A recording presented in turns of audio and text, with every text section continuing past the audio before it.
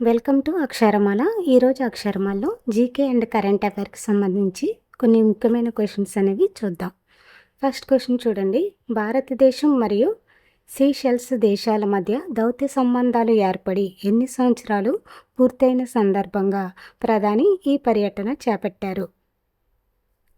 Options చూడండి. 25 వసంతాలు, 40 వసంతాలు, 50 వసంతాలు, 75 వసంతాలు.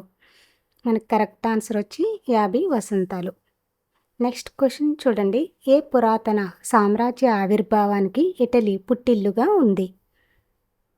Options వచ్చి Ottoman సామ్రాజ్యం, పర్షియన్ సామ్రాజ్యం, రోమన్ సామ్రాజ్యం, మంగోల్ సామ్రాజ్యం.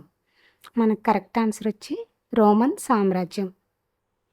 నెక్స్ట్ క్వశ్చన్ వచ్చి ఇటలీలో ఉన్న మొత్తం 61 ప్రపంచ వారసత్వ ప్రదేశాలలో సహజ వారసత్వ ప్రదేశాలు ఎన్ని ఉన్నాయి? ఆప్షన్స్ వచ్చి 6, 10, 15, 55. మనకు కరెక్ట్ ఆన్సర్ వచ్చి 6.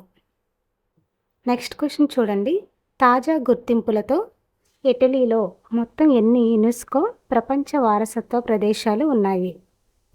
ఆప్షన్స్ వచ్చి 55, 61, 65, 70. మనకు కరెక్ట్ ఆన్సర్ వచ్చి 61. నెక్స్ట్ క్వశ్చన్ చూడండి. అంతర్జాతీయ మాదక ద్రవ్యాల వ్యతిరేక దినోత్సవాన్ని ప్రతి ఏటా ఏ రోజున జరుపుకుంటారు?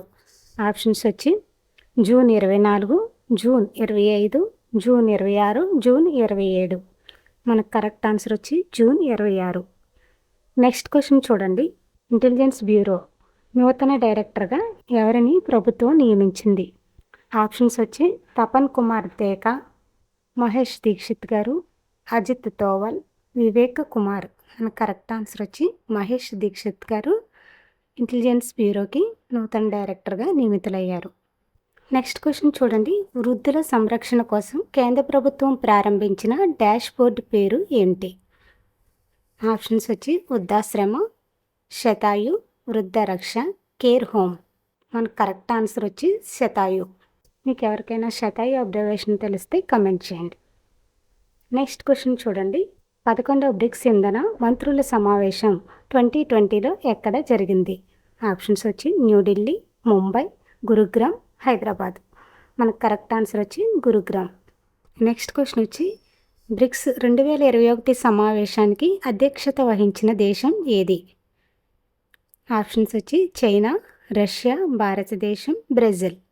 మనకు కరెక్ట్ ఆన్సర్ వచ్చి భారతదేశం. Next question. ప్రపంచంలో అత్యధిక సంఖ్యలో యునెస్కో ప్రపంచ వారసత్వ ప్రదేశాలను కలిగి ఉండి యునెస్కో వరల్డ్ హెరిటేజ్ క్యాపిటల్గా అవతరించిన దేశం ఏది? ఆప్షన్స్ వచ్చి ఫ్రాన్స్, స్పెయిన్, చైనా, ఇటలీ. మనకు కరెక్ట్ ఆన్సర్ వచ్చి ఇటలీ. రిమైనింగ్ క్వశ్చన్స్ అనేవి నెక్స్ట్ వీడియోలో చూద్దాం. ఈ వీడియో మీకు నచ్చినట్లయితే please subscribe my channel. Thank you for watching.